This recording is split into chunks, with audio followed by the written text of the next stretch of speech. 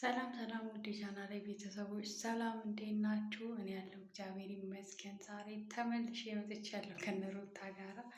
ዛሬ ደግሞ ስንመጣ ሩታና አብርሽ በድጋሚ ተገናኙ እላችኋለሁ። እንግዲህ ይሄ ነገር እንዴት ነው ይመስለኛል። እንግዲህ ለምንና እንዴት እንደሆነ አብረን የምናየው ይሆናል። ይህም ቪዲዮ አብረን እንጀምራለን ማለት ነው። የትም ሳትሄዱ ተከታተሉ። ጀስት ቀፈን አድርጉ።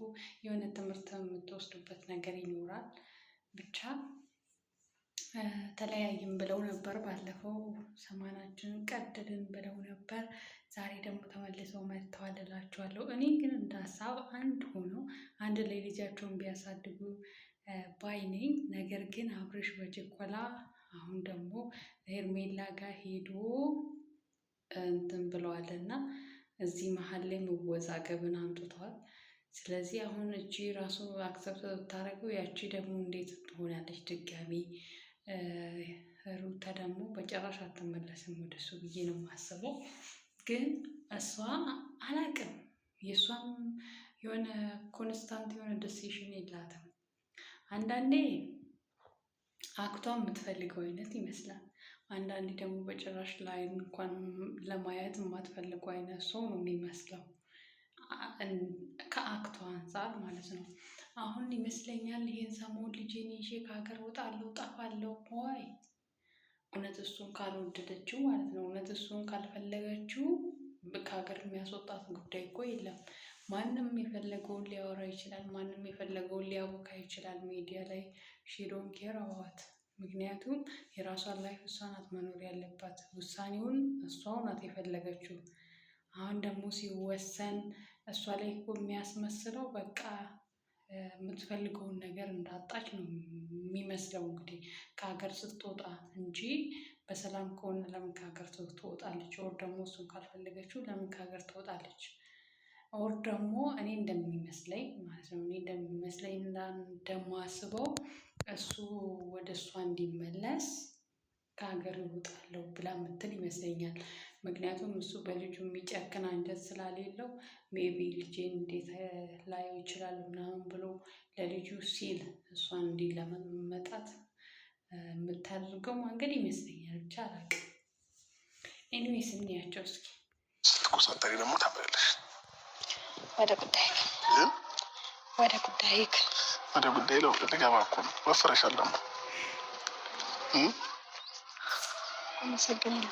የምሬን እውነት አልወፈረችም። ቤተሰብ በመጀመሪያ ደረጃ ያው ወደ ውጭ ሄዳለሁ ምናምን ነገር የምትይውን ነገር እንድታቆሚው እፈልጋለሁኝ። እሺ አሁን ምንድን ነው የምትፈልገው ከኔ? እኔ አክሰፕት እንዳደረግ የምትፈልገው ነገር በቃ ወደ ውጭ ሀገር ሄዳለሁ የምትይውን ነገር ተይና ልጃችንን እኔም እየመጣሁ እየጠየቅኩት እዚሁ አሳድጊ እናሳድግ ነው ያለው። ይሄ ደግሞ የኔ ሀሳብ መሄዱን አልተውም። ልጄንም ይዤ ነው የምሄደው። ስራዬንም እዛ ነው የምሰራው። ኤቭሪቲንግ ላይፍ ሁሉ እዛ ነው የሚቀጥለው። እኔ እያልኩሽ ያለሁት በቃ እዚሁ ሀገር ሁኚ። መኖር ከፈለግሽ እኔ የምኖርበት የነበረውን ቤት እለቅልሻለሁኝ፣ ትቼ እወጣለሁኝ። እዛ ቤት ውስጥ መኖር ትችያለሽ። ቁልፍ እሰጥሻለሁኝ። የቤቱን ቁልፍ ይዤልሽ ነው የመጣሁት። ከዛ ወደ ቤትሽ ግቢ። ከዛ ማግዝሽን ነገር አግዝሻለሁ። አብረን እየተነጋገርን ልጃችንን በሰላማዊ መንገድ ማሳደግ እንችላለን። ሩታ ሰላም ውድ የኛ ፋሚሊዎች እንዴት ናችሁ? Authentic full body Asian massage near you. Refresh your mind and rejuvenate your soul. እንጂ ግን ይሆናል ብለሽ ከሄድሽ እዛም ሄደሽ ጥሩ ነገር አይገጥምሽም። ከዛም ባለፈ ደግሞ ልጃችንን እዚህ ሆነሽ ነው እኔም ማስፈልገዋለሁ፣ አንቺም ታስፈልጊዋለሽ። ስለዚህ እኔና አንቺ ተለያይተን እንኳን ቢሆን ለልጃችን ግን እናስፈልጋለን። ስለዚህ እዛም ሄድሽን ያልወደድኩትም እና ይህንን ሀሳብ እንድትሰርዚ እፈልጋለሁኝ። ከዛ ባለፈ ደግሞ እዚህ ያለሽን ቆይታሽን ይበቃሻል ብዬ አስባለሁኝ። ከፋሚሊሽ ጋር ያለው ነገር ወደ ቤትሽ መመለስ ትችያለሽ። ስልሽ እኔ እዛ ቤት ልኖር ሳይሆን አብረን እንኖርበት የነበረውን ቤት እኔ ላይ ማውጣት ትችላለሁኝ። አንቺ ግን እዛ ከልጃችን ጋር መሆን ትችያለሽ እና ልጄንም በፈለኩ ሰዓት መጥቼ ማየት እንኳን ብፈልግ እዛ ቤት ላይ መሆንሽ ነው የተሻለ ነው ብዬ ማስበው ማለት ነው። ይሄ ደግሞ የሚሆነው አሁን ያሰብሽውን ሀሳብ ስታስቀሪው ነው። ወደ ውጭ ሄዳለሁ ያልሽውን ነገር ማለት ነው። ስለዚህ ሩታ ይሻላል ብዬ ማስበው ለልጃችንም ጤንነት ለልጃችንም ደህንነት ሁለታችንም ብንኖር ነው። ስለዚህ ይህንን ሀሳብ እንዴት ታየዋለሽ? ከዛ ባለፈ ደግሞ ክራይ ቤት ውስጥ እኔ አልቆይም ክራይ ቤት ውስጥ አልኖርም ደግሞ ብለሽ የምታስቢ ከሆነ ያው የገዛ ነው ቤት አለን፣ እሱን በቅርቡ መጨረስ እችላለሁኝ። ወደዛም መግባት ትችላለሽ፣ ወይንም ደግሞ አዲስ ሌላ አፓርታማ ወይ ሪል ስቴት መግዛት እንችላለን። እዛ ላይ መኖር ትችላለሽ ማለት ነው። ስለዚህ ወደ ሌላ ሀገር ከምትሄጂ እዚህ የተሻለ ነገር አለ። እዚህ ሆነሽ መስራት፣ እዚህ ሆነሽ መለወጥ፣ እዚህ ሆነሽ ራስሽን ማለት ትችላለሽ፣ አብሊት ማለት ትችላለሽ። እና ይህን ሀሳብ እንዴት ታየዋለሽ? እንደ ሀሳብ እና እንደ እቅድ ነው ያመጣሁልሽ ማለት ነው። በመጀመሪያ ደረጃ ማለት ነው እኔ እናትና አባቴ ቤት ማንም ሰለቸሽኝ አላለኝም። ኖርማል ነው። እግዚአብሔር ይመስገን ደግሞ በሰላም ነው እየኖርኩኝ ያለሁት። ሲቀጥል ደግሞ ይሄ ሀሳብ አዲስ አይደለም፣ ከዚህ በፊት አውርተንበታል። የግድ ሚዲያ ላይ አልወጣ ነው አይ ነው፣ ግን ደግሞ የግድ ሚዲያ ላይ ወጥተን አውርተን መግባባት እንችላለን ካልከኝ ደግሞ አውርተንበት ነበረ። አይ ቲንክ ካስታወስክ ማለት ፕሮሰሱን ምናምን የፍቹን ፕሮሰስን ጨርስ በዚህ ጉዳይ ላይ ተነጋግረን ጨርሰን ነበረ እና አይ ነው ቤት እመለሳለሁ ብዬ አስቤ ነበር። አንተም እንደማትኖር ተነጋግረን ነበረ። እኔ ደግሞ ይህንን ሀሳብ አሁን ላይ ትቼዋለሁ። ምንም አይነት ነገር አልፈልግም አሁን ላይ፣ ምክንያቱም ፕሮሰሴ ወደ ውጭ የሚሄድበት ፕሮሰስ ኦልሬዲ ጥሩ ደረጃ ላይ ስለሆነ ያለው ሩታ፣ አንደኛ ማንም ደስተኛ አልሆነም። እኔም ደስተኛ ሳልሆን አዝኜብሽ ነው የምትሄጂው፣ ቤተሰብሽም እንደዛው።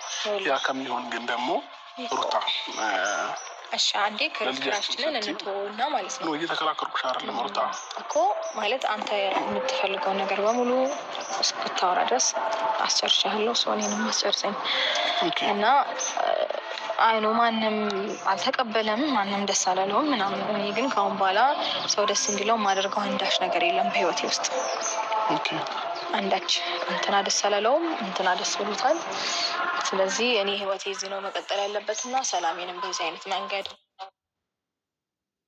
መለወጥ ማድረግ እችላለሁ። አንተ ማድረግ የምትችለውን እኔ ማድረግ እንዴት ያቅተኛል? ግን ደግሞ ነጋችንን ማናችንም ምን የምናውቀው ነገር የለም።